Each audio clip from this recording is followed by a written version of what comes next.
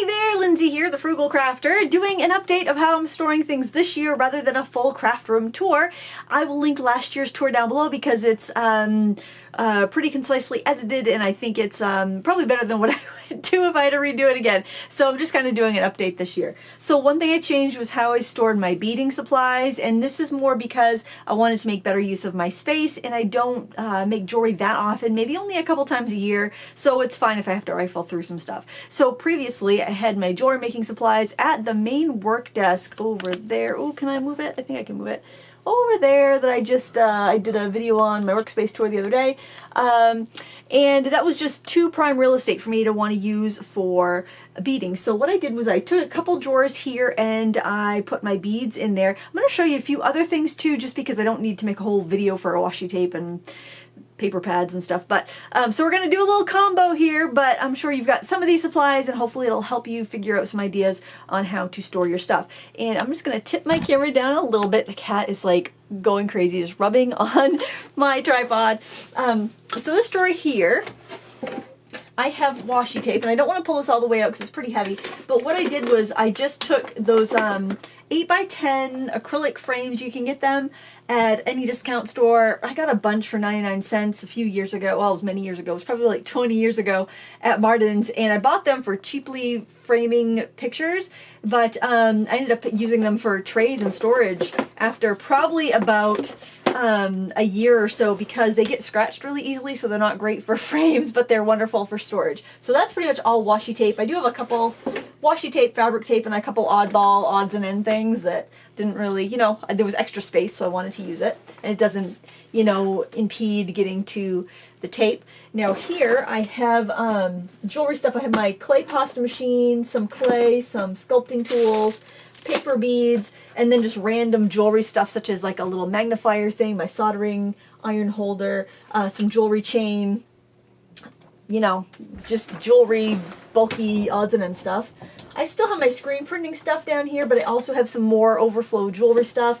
I kind of go through, like if I'm going to do resin, I will do a bunch of stuff at once. So I had made a bunch of resin pendants at one point, and they're all kind of in here because I used some, but I made too many. I made a bunch thinking I would do a bunch of craft fairs, but I made some, made them into jewelry and sold them, and I still have some leftovers, and just like little molded things. And I was playing with that prism, PBO prism paint, and made some stuff with that. So all of those little finished pendants are done. They're here. They're waiting for jewelry. I just took a box here. It was one of the boxes that my Color It supplies came in because they come in such nice boxes.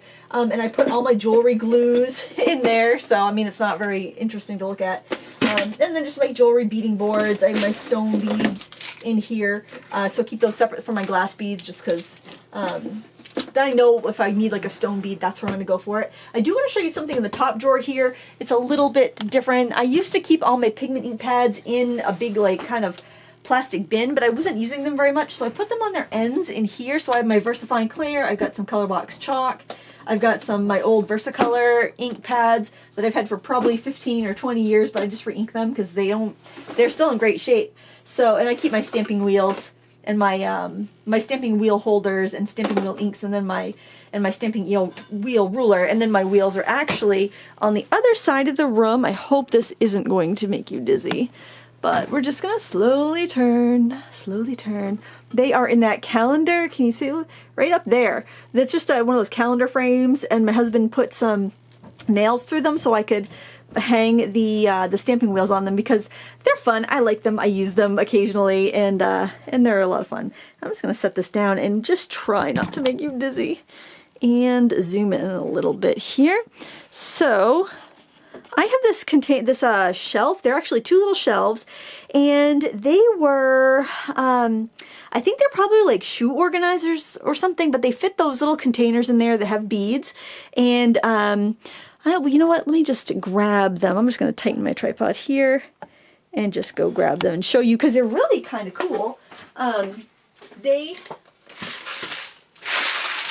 by Crafter's Collection. That's a weird angle. Sorry about that. My head's being cut off. But they're really neat because you they're on like a spindle, and you can take them apart and they lock. So if you have little kids that might get into your stuff and spill stuff, they're lockable, and then they have the dividers. They're actually pretty hard to open, so I generally would leave them unlatched if I was working with them regularly. And then you can see there's like 8 different categories you can divide your beads up into. So I just really loved this, and then they discontinued these, so I bought up like all I could find pretty much for sorting my beads, and they are just fantastic. And I can fit, well, I have 1, 2, 3, 5 of them, and then I've got some other random storage there. This is neat. Again, it's another thing that unfortunately you can't get anymore, but maybe there's something, maybe you guys know of something similar, but this is neat. It was a Making Memories embellishment drawer thing, and it has a couple pull-out drawers where you can have, like, there's cubbies. I can't really tip it too much or it's going to spill, but it's got a couple drawers where I put head pins and jump rings and all that jazz. This is such a weird angle, and I really like to store that sort of stuff in here. I've got a Martha Stewart toolbox. It's got wire and wire jigs and that sort of thing, and then another box is just it's just extra artistic wire I got on sale, so that when I'm going to town doing stuff with wire, I don't have to worry about wasting it or using it up because I got a really good deal on it.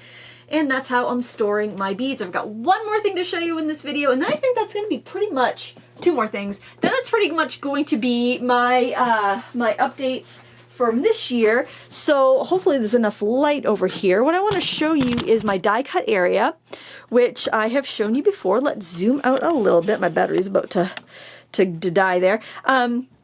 So I've got my thick dies back there. I got my manual cutter. Paper trimmer's always here. I used to have little parts bins back there, but I took the bins out and put them in a drawer, and I showed you that in another video.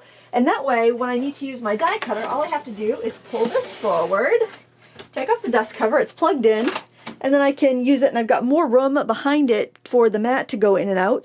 And then when I'm done, I use this probably once a week, maybe, and more often if I'm doing a lot of stamping, because this is my scan and cut. And there's my old Cricut for if I want to use my computer. And then I can just push that back when I'm done, and everything is ready to go all the time, and it only takes me a second to access it, which is really wonderful. And the last thing that I wanted to share was I showed this bookcase when I was talking about my basement craft area, and how you want to make sure that you don't have anything pushed right up against the wall, and I was saying how I leave a gap, and one of my viewers says, why don't you just tape some a plastic bag or something behind your bookcase? And I did that, and you can't even really see it, but it works great. It's going to make an extra moisture barrier, so I don't have to worry about anything, any moisture getting to my paper pads or books. So that's there behind my little sewing mannequin. And then I just put some big frames up there for storage because I was cleaning out the garage for our demolition project, and I found a few unused frames that needed a home. And that is it. Those are the updates. I don't think there might be small little changes that really aren't worth mentioning, but I will link last year's Craftroom tour down below. Maybe I'll do another one. If you guys are like just dying to see this, I can't get comfortable in front of the camera. If you guys are dying to see a new room tour, let me know. But last year's was pretty good. It was, Jason edited it quite nicely. So, yeah, it's nice. It's not like these little clips that I've been doing on my own.